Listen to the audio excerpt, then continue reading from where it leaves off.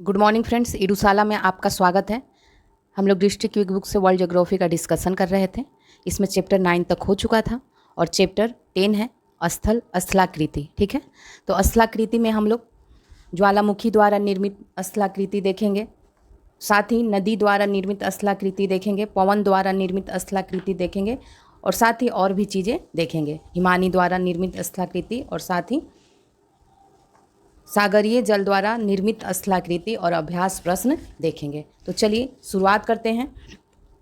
Discussion start करने से पहले अगर आपको वीडियो अच्छा लगता है तो आप उसे लाइक करिए, शेयर करिए, कमेंट करिए। साथ ही अगर आप चैनल पर नए हैं तो चैनल को सब्सक्राइब कर लीजिए, बेल आइकन को प्रेस कर दीजिए ताकि आपको नए नए वीडियो मिलता रहे। तो चलिए शुरुआत करते हैं। सबसे पहले सामान्य परिचय देख लेते हैं। तो स्थल खंड के छोटे एवं मध्यम आकार के भूखंड को स्थलाकृति या भू आकृति कहते हैं। अनेक प्रकार की भू आकृतियां मिलकर भूदृश्य बनाती हैं। परिवर्तनशील स्थल के भौगोलिक स्वरूप को जानना अति आवश्यक है ताकि इसे असंतुलित किए बिना एवं भविष्य की संभावनाओं को कम किए बिना इसका प्रभावी रूप से उपयोग किया जा सके। स्थलाकृतियों के अध्ययन द्वारा उनके आकार, पदार्थों व प्रक्रियाओं का अवलोकन किया जाता है जिनसे यह स्थलाकृति निर्मित हुई हैं। तो देख लीजिए, स्थलाकृतियों का वर्गीकरण किया गया है। तो एक है आंतरिक कारकों द्वारा निर्मित स्थलाकृति और एक है बाह्य कारकों द्वारा निर्मित स्थलाकृति। आंतरिक कारक में कौन कौन से आएंगे? तो इसमें पटल विरूपण संचलन द्वारा जो बना स्थलाकृति है वो, और दूसरा आकस्मिक संचलन द्वारा जैसे ज्वालामुखी निर्मित स्थलाकृति। और पटल विरूपण संचलन द्वारा संपीड़न और तनाव से जो बनती हैं, पीछे वाले चैप्टर में हम लोग देखा था। तो इसमें वलित पर्वत होता है, एक मिनट, वलित पर्वत होता है और तनाव से निर्मित भ्रंश घाटी, रैंप घाटी, ब्लॉक पर्वत, हॉस्ट पर्वत, ये सभी इसका वर्णन हम लोगों ने देख लिया था किसमें, भू संचलन एवं संबंधित आकृति वाले अध्याय में किया जा चुका है, इसमें भी दिया है। तो इसका हम लोगों ने पिछले वाले चैप्टर में देखा था। और बाह्य कारकों द्वारा निर्मित अगर देखा जाए तो अपर्दन या निक्षेपण द्वारा जो निर्मित होती हैं, जैसे नदी द्वारा निर्मित, भूमिगत जल द्वारा निर्मित, हिमानी द्वारा निर्मित, पवन द्वारा निर्मित, सागरीय जल द्वारा निर्मित, ये सभी ही आगे हम लोग अध्ययन करेंगे। ठीक है, तो अब देखते हैं, आ जाते हैं ज्वालामुखी क्रिया द्वारा निर्मित स्थलाकृति। तो अभ्यंतरिक ज्वालामुखी स्थलाकृति कौन कौन होती हैं? अनुस्तरी और अननुस्तरी। इसमें कौन सा आता है? Seal, seat, phacolith, laccolith, lopolith, ये सभी होते हैं। और अनुस्तरी में डाइक और बैथोलिथ होते हैं। साथ ही अभ्यंतरिक में ये सभी था ज्वालामुखी स्थलाकृति में। अब बाह्य ज्वालामुखी स्थलाकृति में कौन कौन आता है? ज्वालामुखी शंकु, महासागरीय कटक, महाद्वीपीय पठार। ज्वालामुखी शंकु में देखें तो क्षारीय शंकु और अम्लीय शंकु भी आते हैं। क्षारीय शंकु में कौन कौन? सिंडर शंकु, कंपोजिट शंकु, परपोषित शंकु, क्रेटर, ये सभी आते हैं। अम्लीय शंकु में प्लग डोम, क्यूमुलोडोम और थोलाइड, ये सभी आकृतियाँ आती हैं।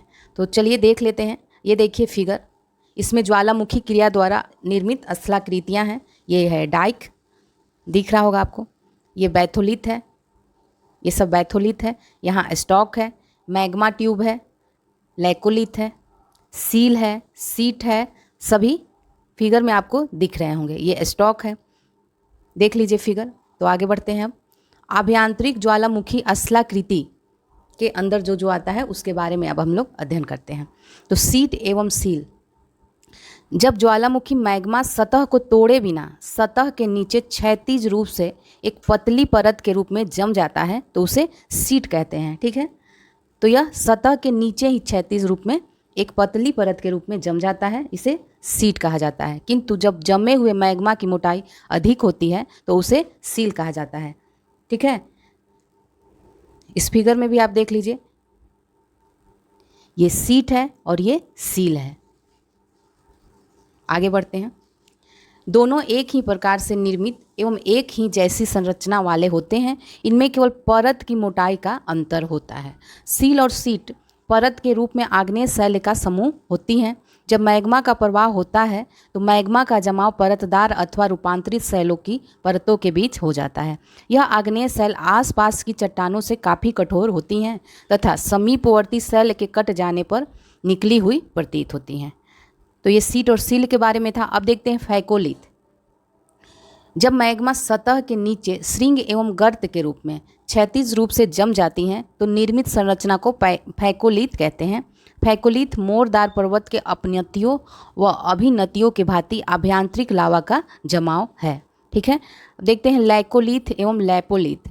जब मैग्मा सतह को बिना तोड़े सतह के अंदर गुंबद रूपी आकार में जम जाए तो उसे लैकोलिथ कहते हैं, जबकि यदि उल्टे गुंबद के रूप में जम जाए तो इसे लैपोलिथ कहते हैं। ठीक है, तो यह सतह के अंदर ही गुंबद के रूप में जब जम जाती है तो उसे लैकोलिथ कहते हैं, और जब उल्टे गुंबद के रूप में जम जाती है तो इसे लैपोलिथ कहते हैं। लैकोलिथ जो है उत्तल ढाल वाले, जबकि लैपोलिथ अवतल ढाल वाले आकृति के रूप में लावा का जमाव होता है। लैकोलिथ बहिर्वेदी ज्वालामुखी का ही एक अंतर्वेदी प्रतिरूप होता है, जो उद्वेदन की प्रक्रिया में सतह पर आने से पहले ही सतह के नीचे गुंबदाकार रूप में जम जाता है तथा देखने पर छतरी के समान प्रतीत होता है, जबकि लैपोलिथ उल्टे गुंबद के रूप में जमने के कारण तस्तरी नुमा आकार ग्रहण कर लेता है। लैकोलिथ तथा लैपोलिथ संरचनाएं क्रमशः उत्तर अमेरिका के पश्चिमी भाग तथा दक्षिण अमेरिका में देखने को मिलती हैं। ट्रांसवाल जो दक्षिण अमेरिका में 480 किलोमीटर लंबा लैपोलिथ पाया जाता है। अब देखिए डाइक। जब मैग्मा परतों को तोड़ते हुए सतह के अंदर ऊर्ध्वाधर रूप में स्तंभ के समान जम जाता है तो इस प्रकार से निर्मित संरचना को डाइक कहते हैं। ठीक है, अभी आपने फिगर में देखा डाइक। डाइक की लंबाई कुछ मीटर से लेकर कई किलोमीटर तथा मोटाई कुछ सेंटीमीटर से लेकर कई मीटर तक होती है। अतः जब अत्यधिक लंबी एवं मोटी डाइक के आसपास की चट्टानों का अपर्दन होता है तो ऐसी स्थिति में डाइक एक दीवार की तरह नजर आती है। अब बैथोलिथ पे आ जाते हैं। जब मैग्मा अत्यधिक गहराई में अनियमित रूप से गुंबद रूपी संरचना में जम जाती है तो निर्मित संरचना को बैथोलिथ कहते हैं। इसका विस्तार कई 100 किलोमीटर तक हो सकता है। बैथोलिथ मूलतः ग्रेनाइट से बना होता है। इसका तल विषम तथा किनारे जो होते हैं वो खड़े होते हैं। बैथोलिथ ग्रीक शब्द बैथोल से बना है, जिसका अर्थ होता है गहराई की चट्टान। ठीक है, गहराई की चट्टान को बैथोलिथ कहते हैं। आगे बढ़ते हैं। आग्नेय चट्टानी संरचना में यह सबसे बड़ा पिंड होता है। कौन सा? बैथोलिथ। तो यह सबसे बड़ा पिंड होता है जो सैकड़ों किलोमीटर तक लंबा एवं लगभग 50 से 80 किलोमीटर तक चौड़ा होता है।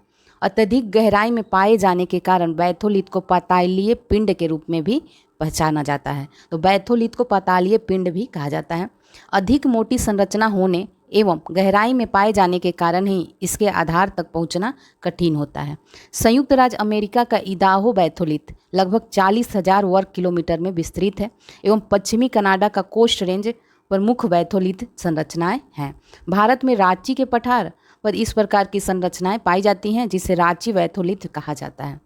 अब देख लीजिए बाह्य ज्वालामुखी स्थलाकृतियाँ, ये सब तो आंतरिक थी। अब बाह्य देखते हैं। इसमें सबसे पहले सिंडर शंकु। ज्वालामुखी क्रिया के दौरान ज्वालामुखी राख एवं विखंडित पदार्थों के जमने से निर्मित शंकुवत आकार को सिंडर शंकु कहते हैं।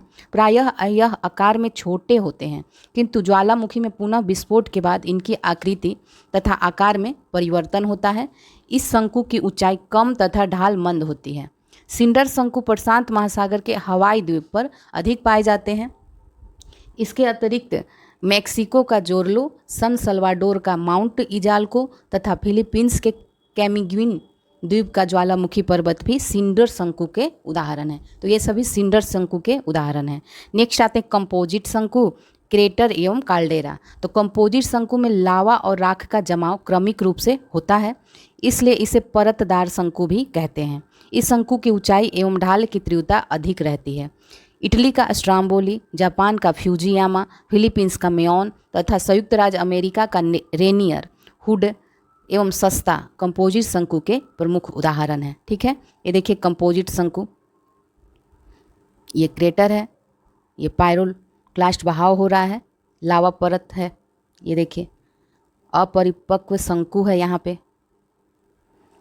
यहाँ राख की परत है, ये डाइक है, पार्श्व विस्फोट हो रहा है और ये लावा बहाव हो रहा है। ये है कंपोजिट शंकु का फिगर। आते हैं नीचे। शंकु के शीर्ष पर जब विस्फोटक प्रक्रिया के द्वारा गर्त या बेसिन रूपी स्थलाकृति का निर्माण होता है तब उसे क्रेटर कहते हैं। क्रेटर के बृहद रूप को ही काल्डेरा कहते हैं। कालांतर में इसमें पानी भर जाने से ही क्रेटर या काल्डेरा झील का निर्माण होता है। ठीक है, तो ये क्रेटर आपको दिख रहा होगा। सुमात्रा जो इंडोनेशिया में है कि टोबा झील विश्व की विशालतम क्रेटर झीलों में से एक है। इसके अलावा संयुक्त राज्य अमेरिका में ओरेगन की क्रेटर झील तथा महाराष्ट्र की लोनार झील भी प्रमुख क्रेटर झीलें हैं, जबकि जापान का आसो विशालतम काल्डेरा है। तो इसे याद रखिएगा। चलिए आगे देखते हैं परिपोषित शंकु। कंपोजिट शंकु की मुख्य नलिका अत्यधिक दबाव के कारण कई उपनलिकाओं में विभाजित हो जाती है। इन्हीं नलिकाओं के द्वारा होने वाली ज्वालामुखी प्रक्रिया से परिपोषित शंकु का निर्माण होता है। इस प्रकार के शंकु को मैग्मा की प्राप्ति मुख्य नलिका से होती है, इसलिए इसे परपोषित शंकु कहते हैं। सिसिली में माउंट एटना परपोषित शंकु का उदाहरण है।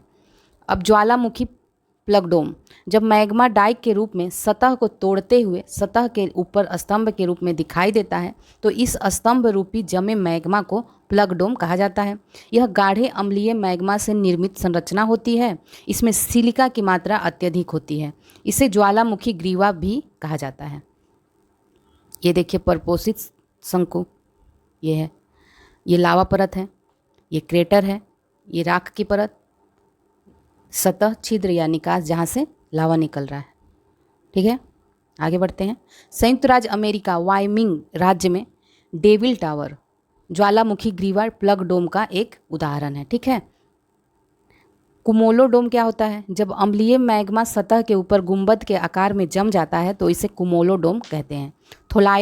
थोलायड क्या होता है? जब किसी काल्डेरा के अंदर अम्लीय मैग्मा शंकु के रूप में जम जाता है तो उस प्रकार से निर्मित संरचना को थोलायड कहते हैं। अब ज्वालामुखी द्वारा हम लोगों ने देख लिया। अब देखते हैं बाह्य कारकों द्वारा निर्मित स्थलाकृति, जिसमें नदी द्वारा निर्मित स्थलाकृति है। भूतल के अपर्दन एवं समतल स्थापन में नदियों का अत्यधिक महत्व है। हम जानते हैं कि नदी की धारा में अनेक प्रकार के छोटे बड़े पदार्थ बहते रहते हैं। नदियों की धाराएं चट्टानों आदि से टकराते और पठारों मैदानों से होते हुए विभिन्न मार्गों का अनुसरण करते हुए बहती हैं, जिसके फलस्वरूप अनेक स्थल रूप निर्मित होते हैं। नदियाँ अपर्दन और निक्षेपण दोनों क्रियाओं द्वारा विभिन्न नवीन स्थलाकृतियों का निर्माण करती हैं। और नदियों द्वारा निर्मित स्थलाकृति अब देख लेते हैं। ये अपर्दनात्मक स्थलाकृति है और ये निक्षेपणात्मक स्थलाकृति है। तो अपर्दन से होने वाले देखते हैं भी आकार की घाटी, गॉर्ज या कैनियन, जलप्रपात, छिप्रिका, नदी विसर्प या म्यांडर, संरचनात्मक सोपान, नदी वेदिका, पेनीप्लेन या संप्राय मैदान इसे कहेंगे, गोखुर झील, ये सभी अपर्दनात्मक स्थलाकृतियाँ हैं। और निक्षेप से देखते हैं जलोढ़ पंख, जलोढ़ शंकु, प्राकृतिक तटबंध, बाढ़ का मैदान, डेल्टा, नदी द्वीप, ये सभी निक्षेप से बनी आकृतियां हैं। अब देख लेते हैं इन्हीं का वर्णन है आगे। वी आकार की घाटी, गॉर्ज या कैनियन। वी आकार की घाटी का निर्माण नदियों अपनी युवा अवस्था में पर्वतीय क्षेत्रों में लंबवत अपर्दन के माध्यम से करती हैं। इस प्रक्रिया में दीवारों का ढाल तीव्र एवं उत्तल होता है। इन घाटियों में एक ओर जहां क्षैतिज अपर्दन होता है, वहीं दूसरी ओर आकार में वृद्धि के साथ साथ गहराई में भी वृद्धि होती है। आकार के आधार पर वी आकार की घाटी को गॉर्ज या कैनियन में विभक्त किया जाता है। गॉर्ज का निर्माण नदी द्वारा तीव्र गति से निम्न कटाव के द्वारा होता है। सामान्यतः अधिक गहरी एवं संकरी भी आकार की घाटी को गॉर्ज कहते हैं। ठीक है, उदाहरण देख लीजिए। सिंधु नदी द्वारा निर्मित सिंधु गॉर्ज, सतलुज नदी द्वारा निर्मित सिपकीला गॉर्ज, ब्रह्मपुत्र नदी द्वारा निर्मित दिहांग गॉर्ज, नर्मदा नदी द्वारा निर्मित भेड़ाघाट संगमरमरी गॉर्ज। गॉर्ज के विस्तृत रूप को ही कैनियन या संकीर्ण नदी कंदरा कहते हैं। जैसे कोलोराडो नदी द्वारा निर्मित संयुक्त राज्य अमेरिका के एरिजोना प्रांत का ग्रैंड कैनियन विश्व प्रसिद्ध है। ठीक है, अब देखते हैं जलप्रपात एवं छिप्रिका। जब नदियों का जल अत्यधिक ऊंचाई एवं वेग से नीचे गिरता है तो उसे जलप्रपात कहते हैं। इस तरह की स्थिति उस समय बनती है जब नदी के मार्ग के कठोर एवं मुलायम चट्टानों की परतें या तो क्षैतिज अवस्था में मिलती है या लंबवत में। जैसे एंजेल जलप्रपात जो कि वेनेजुएला में है, विश्व का सबसे ऊंचा जलप्रपात है। नियाग्रा जलप्रपात यह कहाँ है? उत्तर अमेरिका तथा कनाडा में है। विक्टोरिया जलप्रपात यह जाम्बेजी नदी पर है, जिम्बाब्वे और जाम्बिया की सीमा पर है। जोग या गरसोप्पा जलप्रपात, महात्मा गांधी जलप्रपात भी इसे कहते हैं, शरावती नदी पर कर्नाटक में है। धुआंधार जलप्रपात यह नर्मदा नदी पर मध्य प्रदेश में है। अब देखते हैं, जब नदियों का जल कम ऊंचाई से तथा क्रमबद्ध रूप से नीचे गिरता है तो उसे क्या कहते हैं? छिप्रिका कहते हैं। यह सोपानात्मक स्थलाकृति होती है। छिप्रिका की स्थिति प्रायः प्रपात के नीचे या ऊपर उठ होती है। स्वतंत्र रूप में भी छिप्रिका का विकास हो सकता है। ठीक है। अब देखते हैं जलोढ़ पंख। पर्वतों से निकलने के बाद नदियों अपने साथ अवसादों को मैदानी उद्गम स्थल अर्थात पर्वत पदीय क्षेत्रों में इस प्रकार निक्षेपित कर देती है कि पंखनुमा संरचना का निर्माण होता है। इसे ही जलोढ़ पंख कहते हैं। ठीक है। पर्वत पदीय क्षेत्र क्या होता है? तो जहाँ से नदी मैदान में प्रवेश करती हैं वो पर्वत पदीय क्षेत्र होता है। जलोढ़ पंखों के जमाव से ही गिरिपद मैदानों या तराई प्रदेशों का निर्माण होता है। ठीक है। आगे बढ़ते हैं। ये देख लीजिए फिगर। देखिए जलोढ़ पंख का निर्माण कर रही है नदियाँ। चलिए आगे बढ़ते हैं। इन पंखों की संरचना इस प्रकार की होती है कि बारीक कणों का निक्षेप पंख के किनारे वाले भाग में तथा बड़े कणों का जमाव पिछले भाग में पर होता है। ठीक है। अब देखते हैं नदी विसर्प एवं गोखुर झील। जब नदियां मैदानी क्षेत्रों में प्रवेश करती हैं और क्षैतिज अपरदन के कारण मोड़दार मार्ग में बहने लगती हैं तब नदी के इन्हीं मोड़ों को विसर्प कहते हैं। जब नदी का पानी घुमावदार मार्ग में प्रवाहित होता है तो अवतल किनारे पर अपरदन तथा उत्तल किनारे पर निक्षेपण होता है। कालांतर में यह प्रक्रिया बढ़ती जाती है और मोड़ अधिक घुमावदार होता जाता है और ये घुमाव जो है इस आकार के होते हैं। अंत में यह घुमाव इतना हो जाता है कि यह मुख्य नदी से अलग हो जाता है और इस अलग हुए भाग को गोखुर झील कहते हैं। ठीक है। ये देखिए ये इस आकार का बन गया है। यहाँ विक्षेपण होता है, यहाँ अपक्षय होता है और इसके ज़्यादा बढ़ जाने से फिर गोखुर झील का देखिए निर्माण हो रहा है। विसर्प आंशिक रूप में निक्षेप तथा अधिकांश रूप में क्षैतिज तथा लंबवत अपरदन का परिणाम होता है। अब प्राकृतिक तटबंध देखते हैं। आगे बढ़ने के क्रम में जब नदियां अपने साथ लाए बड़े बड़े अवसादों को किनारे पर निक्षेपण करती जाती है तो एक बांध रूपी संरचना का निर्माण होता है। इसे प्राकृतिक तटबंध कहते हैं। ये फिगर देख लीजिए। अब देखते हैं बाढ़ का मैदान। अत्यधिक अवसादों के कारण जब नदी अपने साथ लाए अवसादों का अपने तल पर ही निक्षेपण करने लगती है तो नदी मार्ग अवरुद्ध होने के कारण नदी का जल आसपास के क्षेत्रों में फैल जाता है एवं अवसादों का जमाव होता रहता है। इससे निर्मित समतल एवं चौरस मैदान को बाढ़ का मैदान कहते हैं और इसमें प्रतिवर्ष बाढ़ के कारण नए अवसादों का जमाव होता रहता है। ये देखिए बाढ़ का मैदान आपको दिख रहा होगा। अब देख लेते हैं घाटियाँ और देश। कौन सी घाटी कहाँ है? तो शिकारी घाटी, यह न्यू साउथ वेल्स ऑस्ट्रेलिया में है। ब्लैकवुड घाटी पश्चिमी ऑस्ट्रेलिया में है। बालिम घाटी पापुआ न्यू गिनी में है। बटरफ्लाई घाटी हांगकांग में है। हैप्पी घाटी हांगकांग में है। चितवन घाटी नेपाल में है। आगे है राजाओं की घाटी, ये कहाँ है? मिस्र में है। पंचशीर घाटी अफगानिस्तान में है। स्वात घाटी उत्तर पश्चिम पाकिस्तान में है। हुंजा घाटी किलगित बाल्टिस्तान पाकिस्तान में है। कापटी घाटी न्यू साउथ वेल्स ऑस्ट्रेलिया में है। मृत घाटी यह कैलिफोर्निया संयुक्त राज्य अमेरिका में है। सान जुआन घाटी कैलिफोर्निया संयुक्त राज्य अमेरिका में है। रैबिट घाटी कोलोराडो संयुक्त राज्य अमेरिका में है। किंग घाटी संयुक्त राज्य अमेरिका में है। ग्रैंड घाटी संयुक्त राज्य अमेरिका में है। सेक्रेट घाटी पेरू में है। कंगारू घाटी न्यू साउथ वेल्स में है। ये कहाँ है न्यू साउथ वेल्स? ये है ऑस्ट्रेलिया में। नेक्स्ट पे आते हैं अब डेल्टा। निम्नवर्ती क्षेत्रों में जहाँ नदियाँ अपना मुहाना बनाती हैं वहाँ इनका वेग अत्यधिक कम रहता है। यहाँ पर नदियों द्वारा अवसादों का निक्षेपण अत्यधिक होता है जिससे निर्मित संरचना को डेल्टा कहते हैं, जो अपनी स्वरूपीय विशेषता के आधार पर अनेक प्रकार के होते हैं, जैसे चापाकार डेल्टा, पंजाकार डेल्टा, दुम्राकृतिक डेल्टा जिसे वृक्षाकार डेल्टा भी कहते हैं। तो इसमें कौन से उदाहरण देख लेते हैं। चापाकार डेल्टा में नील गंगा एवं ब्रह्मपुत्र नदी का डेल्टा। पंजाकार में मिसिसिपी मिसौरी नदी का डेल्टा। दुम्राकृतिक या वृक्षाकार जिसे कहेंगे इब्रो नदी का डेल्टा। ठीक है। अब देख लेते हैं ज्वार नदमुख। तो ज्वार नदमुख नर्मदा ताप्ती अमेजन नदी आदि में है। ये नदी द्वीप दिया हुआ है। आगे बढ़ते हैं, नदी द्वीप देखते हैं। ये डेल्टा है, फिगर देख लीजिए, सब डेल्टा का फिगर। आगे बढ़ते हैं। नदी द्वीप, जब नदियों के कटाव या अवसादों के जमाव के द्वारा नदियों के मार्ग में स्थल खंड का निर्माण हो जाता है तो उस स्थल को भाग को नदी द्वीप कहते हैं। नदी द्वीप के चारों तरफ से नदियों का बहाव निरंतर होता रहता है। जैसे असम में ब्रह्मपुत्र नदी द्वारा निर्मित माजुली नदी द्वीप, यह विश्व का सबसे बड़ा नदी द्वीप है। इसी तरह अमेजन नदी के द्वारा कई नदी द्वीपों का निर्माण किया गया है। अब देख लिया नदियों के द्वारा, देख लिया। अब देखते हैं भूमिगत जल द्वारा निर्मित स्थलाकृति।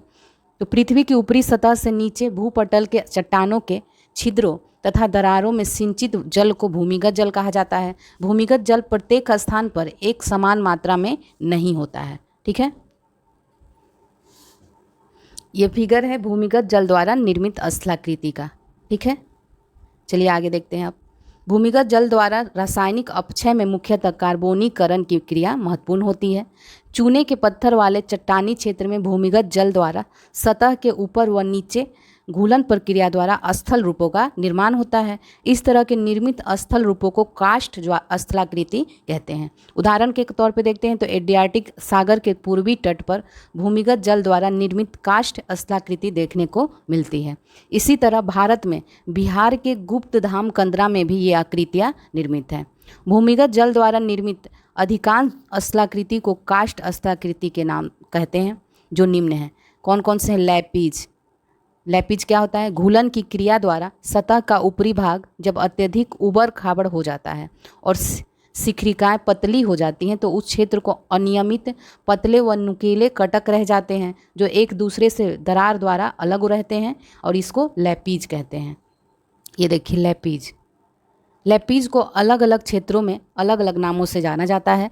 इसे इंग्लैंड में क्लिंट, जर्मनी में कैरेन, सर्बिया में बोगाज तथा डाल्मेशियन क्षेत्र में लैपीज कहा जाता है। अब आगे है घोल रंध्र। चूने की चट्टानों वाले प्रदेशों में घुलन की क्रिया के द्वारा जब सतह पर अनेक छोटे छोटे छिद्रों का विकास हो जाता है तो उसे घोल रंध्र कहते हैं। आकार की विशेषता के आधार पर ये कई नामों से जाना जाता है। तो ये देख लीजिए नाम उसके। बिलियन रंध्र, गहरे घोल रंध्र होता है ये। डोलाइन, यह विस्तृत आकार वाले घोल रंध्र होता है। युवाला, डोलाइनों के समूह द्वारा यह निर्मित बड़ा गर्त होता है।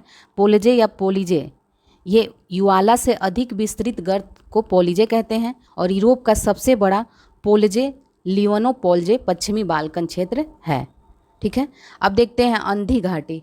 काष्ठ प्रदेशों में जब नदियों का जल बिलियन रंध्रों के सहारे नीचे की ओर रिसता है तब नदियाँ इसमें विलीन हो जाती हैं एवं अंदर ही अंदर प्रवाहित होते हुए समुद्र में मिल जाती हैं। फलतः आगे की घाटियाँ शुष्क हो जाती है तो उसे अंधी घाटी कहते हैं। काष्ठ प्रदेश क्या होता है? तो काष्ठ प्रदेश का तात्पर्य एक ऐसे क्षेत्र से है जिसका निर्माण या विकास घुलनशील चूना प्रधान शैलों से होता है। इसमें लगभग सभी प्रकार के अनेक छिद्र होते हैं। काष्ठ प्रदेश का नामकरण पूर्व यूगोस्लाविया के काष्ठ प्रदेश के आधार पर हुआ था जो पूर्वी एड्रियाटिक सागर के तट पर है, जहां ऐसे स्थल स्वरूप बहुतायत में पाए जाते हैं। कहाँ पाए जाते हैं? तो यह यूगोस्लाविया के पास। भारत में मध्य प्रदेश का पंचमढ़ी क्षेत्र, जम्मू कश्मीर, देहरादून, पूर्वी हिमालय, बस्तर जिला जो छत्तीसगढ़ में है, रोहतास पठार बिहार के आसपास के क्षेत्र आदि इसी क्षेत्र में आते हैं, इसी श्रेणी में आते हैं। अब देखिए गुफा या कंदरा, ऐसे प्रदेश जहाँ चट्टानों के एकांतर सनस्तर होते हैं, वहाँ पानी दरारों या संधियों से रिसकर शैल संस्तरण के साथ क्षैतिज अवस्था में बहता है और इसी तल संस्तरण के सहारे चूना चट्टानें घुल जाती हैं और लंबे एवं तंग विस्तृत स्थान बनते हैं जिन्हें कंदराएं कहा जाता है या गुफा कहा जाता है। कंदराओं का निर्माण चूना पत्थर की चट्टानों के अलावा अन्य चट्टानों में भी होता है, जैसे लावा कंदरा, तट के समीप सागरीय लहरों द्वारा निर्मित कंदराएं आदि। कंदराओं में चूने युक्त जल के टपकने से कंदरा छत के सहारे चूने के जमाव से उल्टे स्तंभ रूपी संरचना का निर्माण होता है और इसे क्या कहते हैं? स्टेलेक्टाइट कहते हैं। ठीक है, कंदराओं की छत से फर्श पर टपकने वाले चूना मिश्रित जल से निर्मित स्तंभ रूपी संरचना होती है जिसे स्ट्रेगलेमाइट कहते हैं। यह है फिगर।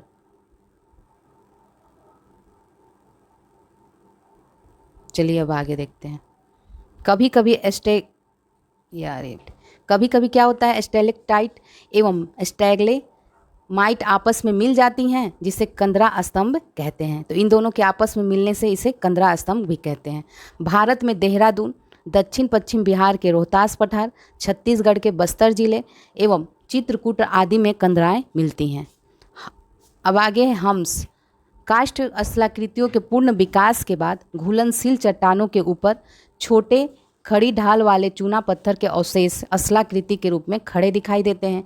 इन्हीं को हेस्टेक पहाड़ी या कॉन्किल पहाड़ या हम्स कहा जाता है। टेरारोसा। टेरारोसा क्या होता है, जब किसी क्षेत्र में जमीन के अंदर पानी का रिसाव होता है तो वह मिट्टी के कई तत्वों को नष्ट या खत्म कर देता है। इससे मिट्टी में रासायनिक परिवर्तन होता है और इस प्रक्रिया में सामान्यतः लाल मृदा का निर्माण होता है। इस प्रकार की मिट्टी की परत कहीं मोटी व कहीं पतली होती है। इस प्रकार की मिट्टी से निर्मित क्षेत्र को टेरारोसा कहते हैं। टेरारोसा मृदा का एक प्रकार है। इस प्रकार की मृदा में चूना, लोहा एवं क्ले की प्रधानता होती है। अब आगे देखते हैं हम लोग हिमानी द्वारा निर्मित स्थलाकृतियाँ। ठीक है, हिमानी द्वारा भी धरातलीय ऊंचावच में परिवर्तन होता रहता है। यह परिवर्तन मुख्यतः शीत प्रधान प्रदेशों, उच्च अक्षांशों या समुद्र तट से अधिक ऊंचाई पर स्थित बर्फीली पहाड़ी क्षेत्रों में होता रहता है। ये देख लीजिए फिगर है।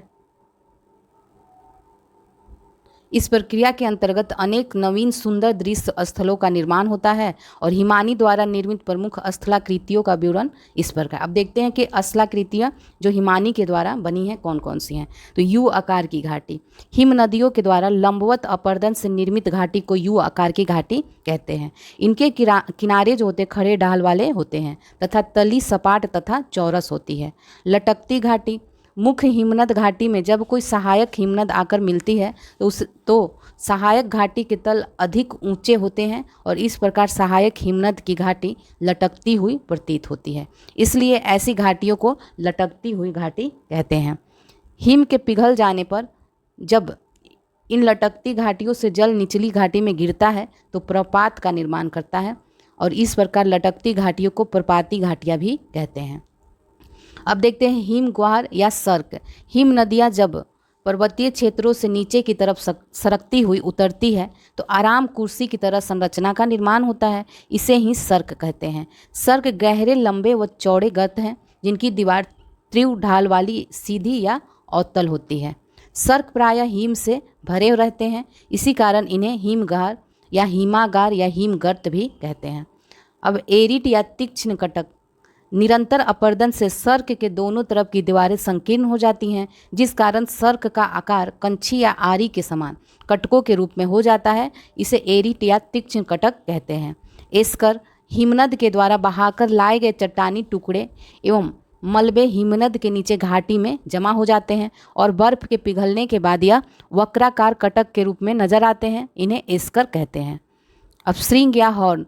जब किसी पहाड़ी के पार्श्व पर कई सर्क बन जाते हैं और इन सर्क के शीर्ष तब तक लगातार अपर्दित होते रहते हैं जब तक कि इनके तल आपस में न मिल जाएं। तो इस प्रक्रिया में एक तीव्र किनारों वाली नुकीली चोटी का निर्माण होता है जिसे हॉर्न कहते हैं। जैसे आल्प्स पर्वत की चोटी मैटरहार्न जो स्विट्जरलैंड में है तथा हिमालय पर्वत की सबसे ऊंची चोटी माउंट एवरेस्ट। नुनाटक क्या होता है? नुनाटक ऐसी ऊंची पर्वतीय चोटी है जो हिम क्षेत्र या हिमनद से ऊपर उठे रहते हैं और चारों तरफ बर्फ से घिरे रहते हैं। देखते हैं भेड़ पीठ शैल या रॉस मुटेन। जब किसी हिमनद के मार्ग में कोई चट्टानी पिंड आता है तो हिमनद उसके ऊपर से बहने लगता है। फलतः हिमनद चट्टान के सम्मुख वाले भाग को घर्षण से चिकना कर देते हैं एवं विपरीत भाग को तोड़ फोड़ के कारण खुरदरा कर देते हैं। इस प्रकार से निर्मित संरचना भेड़ के पीठ के जैसी दिखाई देती है और इसे इसीलिए भेड़ पीठ शैल कहते हैं। ये इसका फिगर है। अब आगे देख लीजिए। हिमोड़ क्या होता है? हिमानियों द्वारा बहाकर लाए गए अवशेषों या अवसादों के निक्षेप को हिमोड़ कहते हैं। ये उन्हीं स्थानों पर नजर आते हैं जहाँ जहाँ बर्फ पिघलकर पानी के रूप में परिवर्तित होती रहती है। अब देख लेते हैं हिमोड़ टीला या ड्रमलिन क्या होता है। जब हिमानियों के तल पर गुलास में मृत्तिका का जमाव उल्टे नौका या कटे हुए उल्टे अंडे के समान टीले के रूप में होता है तो इस प्रकार निर्मित स्थलाकृति को ड्रमलिन कहते हैं। ये विशिष्ट प्रकार के सीधे और गोल टीलों वाली पहाड़ियाँ होती हैं जिनका आधार दीर्घ वृत्ताकार होता है। ड्रमलिन का हिमनद सम्मुख भाग ऑस्टॉस कहलाता है जो पृच्छ भागों की अपेक्षा तीव्र ढाल लिए होता है। ड्रमलिन मुख्य रूप से समूह में मिलते हैं। इन स्थलाकृतियों को अंडे की टोकरी की स्थलाकृति भी कहते हैं। यह है ड्रमलिन। अब आ जाते हैं पवन द्वारा निर्मित स्थलाकृतियाँ देखते हैं। शुष्क, अर्धशुष्क और मरुस्थलीय क्षेत्रों में पवने ही अपरदन के महत्वपूर्ण व शक्तिशाली कारक होते हैं जिसके फलस्वरूप अनेक स्थलाकृतियों का निर्माण और विकास होता है। अब देख लीजिए कि इनसे होने वाले स्थलाकृति देखते हैं। अपवाहन, बेसिन या वातगर्त। मरुस्थलीय क्षेत्रों में पवन द्वारा ढीले या असंगठित मिट्टी के कणों को उड़ाकर जब गर्तों का निर्माण किया जाता है तो उसे वातगर्त कहते हैं। इसे सहारा के मरुस्थल में अपवाहन गर्त भी कहते हैं। ठीक है, ये देखिए इसका फिगर।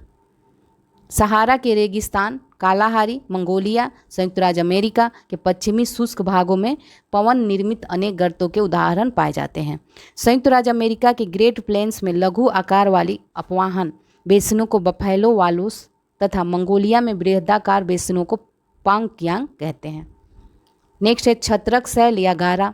पवन के घर्षण से स्थल पर चट्टान के निचले भाग में ज़्यादा अपरदन होता है और ऊपरी भाग अप्रवाहित रहता है। इस प्रकार चट्टान के कटाव से निर्मित आकृति कुकुरमुत्ते या छतरी के आकार में हो जाती है और उसे छत्रक शैल कहते हैं। ये फिगर है छत्रक शैल का। इसे सहारा के मरुस्थल में गारा भी कहते हैं। अब देखते हैं जीवजेन। जीवजेन है, यह एक दवात नुमा आकृति है जिसका कठोर चट्टानों से निर्मित ऊपरी सिरा टोपी की तरह नजर आता है। इसका निर्माण मुलायम चट्टानों के अपरदन के कारण होता है। इसमें कठोर एवं मुलायम चट्टानों की परत क्षैतिज अवस्था में होती है और चट्टान की दरारों में ओस भरने और रात में तापमान के कम होने से मुलायम चट्टानों का अपरदन होने लगता है। अब देखते हैं ड्राई कांटर।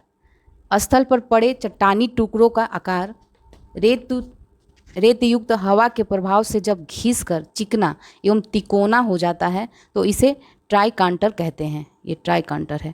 3 फलक वाले बोल्डर को ट्राई कांटर तथा 8 फलक वाले बोल्डर को वेंटीफैक्ट कहते हैं। ठीक है, अब आगे बढ़ते हैं। यारडंग क्या होता है? तो कठोर एवं मुलायम संरचना वाली चट्टानों के स्तर जब लंबवत दिशा में मिलती हैं तो हवा के प्रभाव से मुलायम चट्टान का अपरदन हो जाता है और इस प्रकार कठोर शैलों के मध्य कोमल शैल के अपरदन से कठोर चट्टान के पार्श्व में नाली नुमा संरचना का निर्माण होता है और इस प्रकार की जो निर्मित संरचना होती है उसे यारडंग कहते हैं। यारडंग यारडंग प्रायः पवन की दिशा में समानांतर रूप में होते हैं। इंसेलबर्ग, ये क्या होता है? इंसेलबर्ग एक जर्मन भाषा का शब्द है जिसका अर्थ है द्वीपीय पर्वत। द्वीपीय पर्वत होता है यह। पवन के प्रभाव से जब कोमल चट्टानी संरचना अपरदन से या घिसकर समतल हो जाता है तथा कठोर चट्टानों के अवशेष कहीं कहीं टीले के रूप में नजर आते हैं तो उसे इंसेलबर्ग कहते हैं। यह है इंसेलबर्ग। आगे है जालीदार शिला। मरुस्थलीय भागों में एक ही शिलाखंड का निर्माण कई बार विभिन्न स्वभाव वाली चट्टानों से मिलकर बना होता है, अर्थात विभिन्न भागों में कठोरता व नम्यता होता है। पवन अपघर्षण द्वारा शिलाखंड के नम्य भागों को अपर्दित करके उड़ा ले जाती है और कठोर भाग यथावत रहते हैं जिससे जाली नुमा संरचना का निर्माण होता है और इस प्रकार की चट्टानों को जालीदार शिला कहते हैं। प्लाया। प्लाया क्या होता है? पर्वतों एवं पहाड़ियों के मध्य बेसिन में अवसादों के जमाव से लगभग समतल मैदान का निर्माण हो जाता है। कालांतर में जल की उपलब्धता होने पर यह उथले जल क्षेत्र में परिवर्तित हो जाता है। इस प्रकार से निर्मित उथली झीलें ही प्लाया कहलाती है। तो यह प्लाया है, यह इसमें पानी इकट्ठा हो जाता है। इसके अलावा रेगिस्तानी क्षेत्रों में पवन के अपरदन द्वारा जब सतह पर बने गर्तों में कालांतर में जल के रिसाव या अन्य कारणों द्वारा जल भराव होता है तो इसे प्लाया झील भी कहा जाता है। उदाहरण के तौर पर थार रेगिस्तान में निर्मित खारे पानी की डिडवाना झील एक प्लाया झील है। खारे जल के प्लाया को सैलिनास भी कहते हैं। प्लाया में वाष्पीकरण के कारण जल अल्प समय के लिए ही रहता है। लवणों के समृद्ध निक्षेप पाए जाते हैं। ऐसे मैदान जो लवणों से समृद्ध हो उसको कलर भूमि या क्षारीय क्षेत्र कहते हैं। ठीक है, ये देख ली यारडंग का यह फिगर है, अभी आपने ऊपर देखा, और इंसेलबर्ग का ये फिगर है, ये सब अभी आपने देख लिया। और ये है प्लाया झील, ये है प्लाया झील का फिगर। अब आगे देखते हैं पेडिमेंट क्या होता है। तो मरुस्थलीय क्षेत्रों में पर्वतों के पाद पर मलबे रहित व मलबे सहित मंद ढाल युक्त और अपर्दित शैल सतह वाले मैदान को ही पेडिमेंट कहते हैं। ये पेडिमेंट है। बालुका स्तूप क्या है? मरुस्थलीय क्षेत्रों में पवन के प्रभाव से जब रेत का जमाव टीले के समान रूप में होता है तो उसे बालिका स्तूप कहते हैं। ये बालिका स्तूप है। बरखान है, सिफ है, पैराबोलिक है, अनुप्रस्थ एवं अनुदैर्घ्य बालुका स्तूपों के ये प्रकार हैं। ठीक है, बरखान क्या होता है? पवन के बहाव से जब रेत का जमाव अर्धचंद्राकार टीले के रूप में होता है तो भुजाएं पवनों की दिशा में निकली होती हैं, उसे बरखान कहते हैं। बरखान के दोनों किनारे नुकीले रूप से निकले होते हैं। ठीक है, ये देखिए, यह है बरखान। लोएस क्या होता है? पवन द्वारा उड़ाकर लाए गए बालू के बृहद निक्षेप को लोएस कहते हैं। लोएस के कण अत्यंत बारीक होते हैं और काफ़ी उपजाऊ होते हैं। चीन के उत्तर पश्चिम भाग में लोएस मैदानों का अत्यधिक विस्तार जो है पाया जाता है। अब आ जाइए देखते हैं सागरीय जल द्वारा निर्मित स्थलाकृतियाँ। तो सागरीय या समुद्री तरंग के अपर्दन के कारण भी तटीय और चट्टानी संरचनाएं विलगित या अपघटित होकर विभिन्न स्वरूप में परिवर्तित होती हैं और सागरीय जल द्वारा निर्मित प्रमुख स्थलारूप निम्नलिखित हैं। तो देख लेते हैं इन्हें। भृगु, खड़ी ढाल वाले समुद्री तट को भृगु या क्लिफ कहते हैं। ये है फिगर, ये कि सागरीय जल द्वारा निर्मित स्थलाकृतियाँ हैं।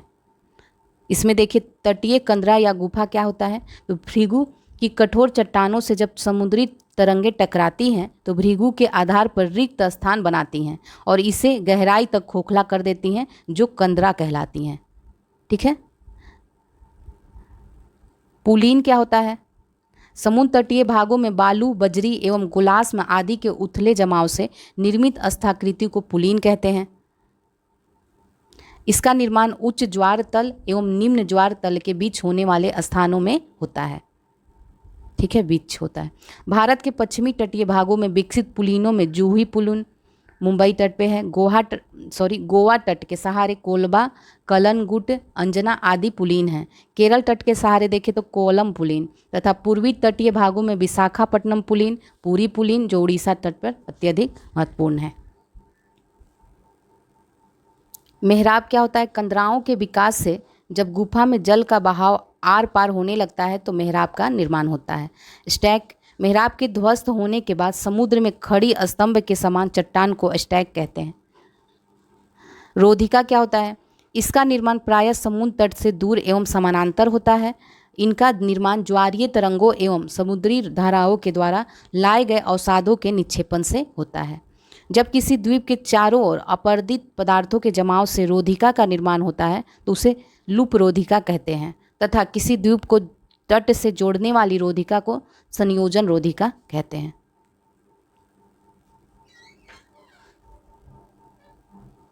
आगे देखते हैं तटरेखा, कोस्ट लाइन।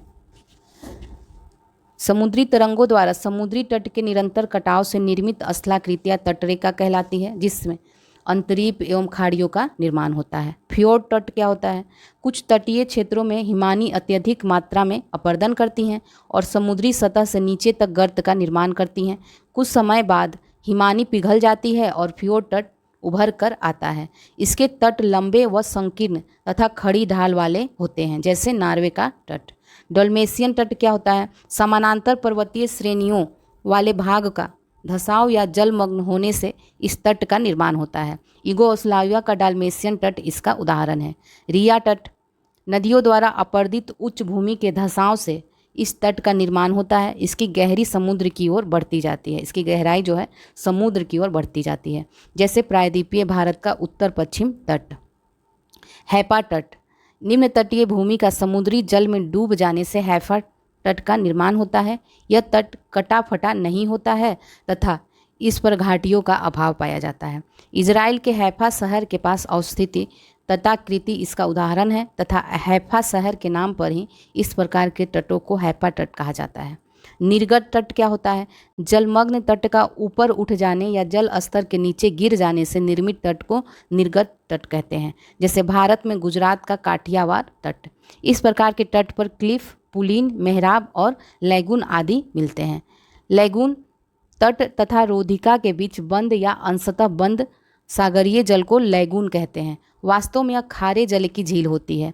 यह पतली स्थलीय पेटी या अवरोध द्वारा जल क्षेत्र से अंशतः या पूर्णतः जुड़ा हुआ उथले जल का क्षेत्र होता है, जैसे भारत का उड़ीसा का चिल्का लैगून।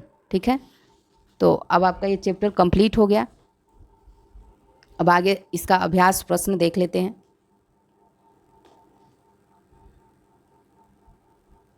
ये देखिए लैगून है।